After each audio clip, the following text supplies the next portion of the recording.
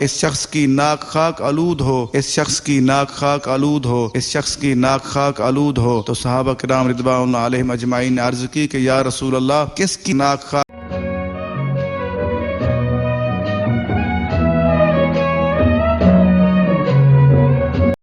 بسم اللہ الرحمن الرحیم۔ السلام علیکم ورحمۃ اللہ وبرکاتہ۔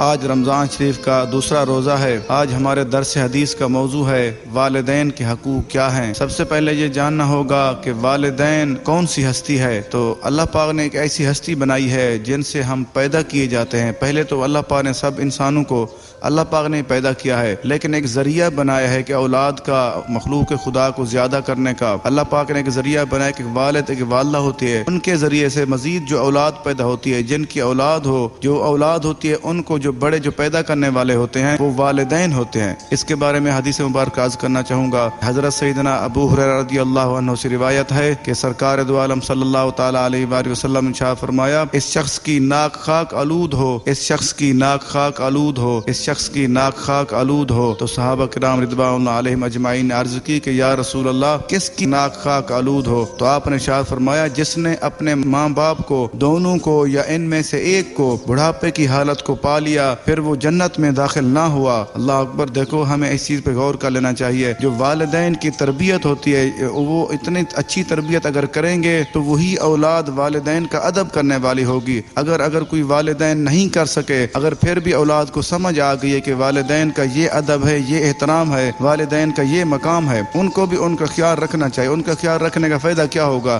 جب وہ بوڑھے ہو جاتے ہیں، جب 60 سال کی عمر سے زیادہ عمر ہو جاتی ہے، وہ انسان کے ذہن کے اندر وہ مثال ہے ایک، جو جب وہ چھوٹا بچہ ہوتا ہے اس کے ٹانگوں میں طاقت ہوتی ہے، جب وہ جوان ہو جاتا ہے اس کی چھاتی میں طاقت آ جاتی ہے، جب انسان بوڑھا ہو جاتا ہے اس کی زبان کے اندر طاقت آ جاتی ہے، کیونکہ اس وقت وہ زیادہ بولتے ہیں، وہ ہر بات پہ ٹوکتے ہیں۔ اس وقت والدین کے حقوق جنت حاصل کرنے کا کون سا ذریعہ ہے؟ ذریعہ یہ حدیث مبارک یہ معلوم ہو رہا ہے، ذریعہ یہ ہے کہ ان کی ہر بات کو برداشت کرنا ہے، ان کی ہر باتیں سننی ہیں، ان کو پیار سے، اگر کوئی بات کہنی تو پیار سے ادب سے کہہ سکتے ہیں، باقی ان کی ہر حساب میں خدمت کرنی ہے، ان کا حکم ماننا ہے۔ حکم ماننے سے یہ مراد ہے کہ ہر قسمی دنیاوی حکم ماننے ہیں۔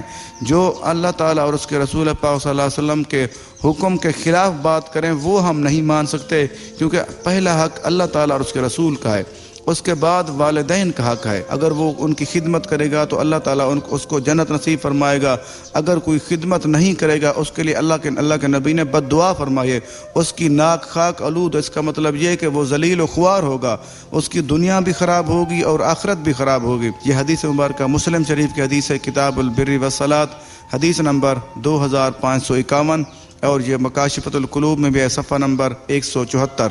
اللہ تعالیٰ سے دعا ہے کہ اللہ تعالیٰ ہم سب کو والدین کا ادب کرنے والا بنائے، آمین۔ اللہ حافظ۔